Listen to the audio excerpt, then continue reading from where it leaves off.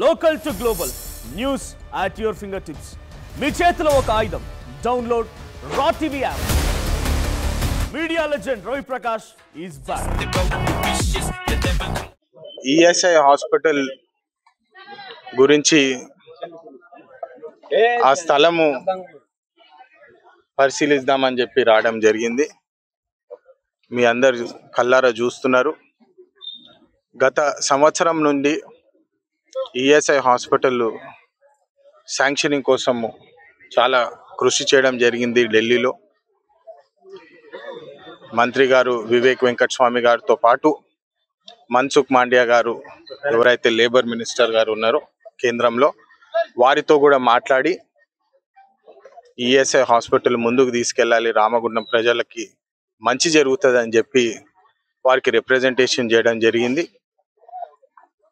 దాదాపు 7 సంవత్సరాలు పక్కకు పెట్టిన ప్రాజెక్ట్ని మళ్ళీ ముందుకు తీసుకొచ్చి శాంక్షన్స్ క్లియర్ చేయించి టెండరింగ్ ప్రాసెస్ వరకు తీసుకురావడం జరిగింది. 150 కోట్ల వరకు ఏదైతే టెండర్ కూడా అనౌన్స్ అవ్వడం జరిగిందో దాన్ని ముందుకు తీసుకురావడం జరిగింది.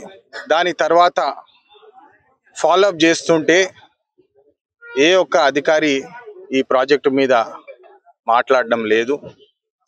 మీరు గతంలో కూడా చూసినారు.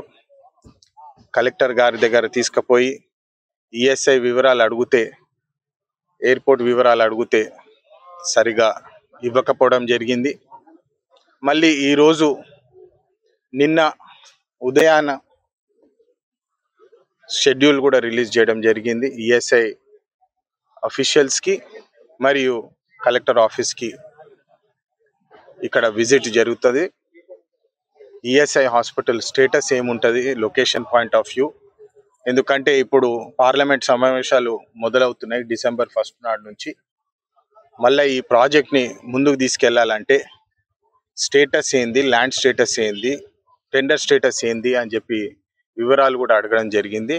పర్సనల్గా వచ్చి ఆన్ గ్రౌండ్ చూద్దామని చెప్తే మీరు చూస్తున్నారు. ఇప్పుడు అసలు లైటింగ్ లేదు, ఒక చిన్న ఏర్పాటు కూడా లేదు, సరిగ్గా లోపలికి వెళ్ళే దారి కూడా రెడీ చేయలేదు. బయట రోడ్డు మీదనే నుంచోబెట్టి బ్రీఫింగ్ చేస్తుంటే మా కార్యకర్తలు దాన్ని గమనించి ఇట్లనా అని చెప్పి పరిస్థితి అని చెప్పి మీరు చూస్తున్నారు. ఇది ప్రజలు గమనించాలి. కాకా వెంకటస్వామి గారు రామగుండం హార్ట్ ఆఫ్ పెద్దపల్లి అని చెప్పి చాలా దగ్గరగా రామగుండంలో ఉండి పనిచేసినారు. రామగుండ ప్రజల ప్రేమ తీసుకొని వాళ్ళ ఆశీర్వాదంతో దాదాపు 40-50 సంవత్సరాలు పెద్దపల్లి ప్రాంతానికి సేవలు చేసినారు. మరి దాని తర్వాత వివేక్ గారు ఎంపీగా మీరు అందరు గెలిపించుకున్నాక మళ్ళా నన్ను మీరు ఆశీర్వాదం ఇచ్చి, క్యాంపెయినింగ్ అప్పుడు కూడా చెప్పినాను, నేను మీకోసము ఏ ఇబ్బంది పడ్డా నేను రామగుండము పెద్దపల్లి ప్రజల కోసం నేను పనిచేస్తా అని చెప్పి ఇంతకు ముందు కూడా చెప్పడం జరిగింది. మరి దాని తర్వాత కూడా ఈరోజు ఈఎస్ఐ హాస్పిటల్ విషయంలో ఇక్కడికి వచ్చి ఈఎస్ఐ ప్రాజెక్టు ముందుకు తీసుకెళ్తే మన రామగుండం బెల్ట్లో కార్మికులు చాలామంది ఉంటారు, వాళ్ళకి ఉపయోగపడే ప్రాజెక్ట్ ఇది. ఇది క్యాంపెయినింగ్ అప్పుడు కూడా హామీ ఇచ్చినాము. ఇట్లాంటి ప్రాజెక్ట్ వస్తే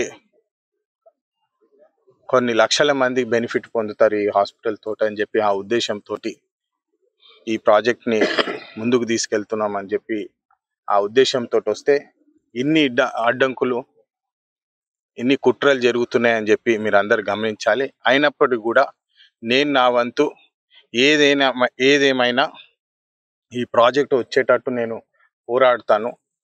అన్ని దుష్ట శక్తుల అగేన్స్ట్ పోరాడి ఇక్కడ ప్రాజెక్ట్ వచ్చేటట్టు నేను కంకణం కట్టుకున్నాను. ఖచ్చితంగా మీ అందరి ప్రేమతోటి ఇక్కడ ప్రాజెక్ట్ వచ్చేలాగా, ఎవరు సపోర్ట్ చేసినా సపోర్ట్ చేయకపోయినా ఇక్కడ ప్రాజెక్ట్ వచ్చి తీరుతుంది. నేను దానికోసం కృషి చేస్తానని చెప్పి మరొకసారి మీకు తెలియజేస్తున్నాను. జై హింద్, జై తెలంగాణ. చరిత్ర సృష్టించినోడు ఇప్పుడు ఆ చరిత్రని తిరగరాయబోతున్నాడు. అబద్ధాల గోడల్ని బద్దలు కొట్టి నిజాలను రాగా మీ ముందుంచబోతున్నాడు. నిజమైన వార్తల కోసం వెంటనే డౌన్లోడ్ చేసుకోండి రా యాప్ని.